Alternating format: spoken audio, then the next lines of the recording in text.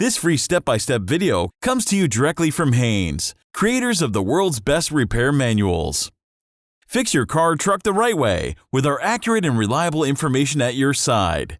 You can complete more than 200 jobs on this vehicle when you purchase the complete online manual at Haynes.com.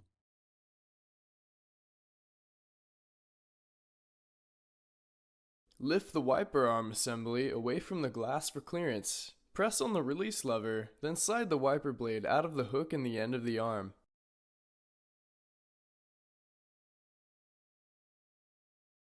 Install the new wiper blade, sliding it onto the hook at the end of the arm until it locks into place.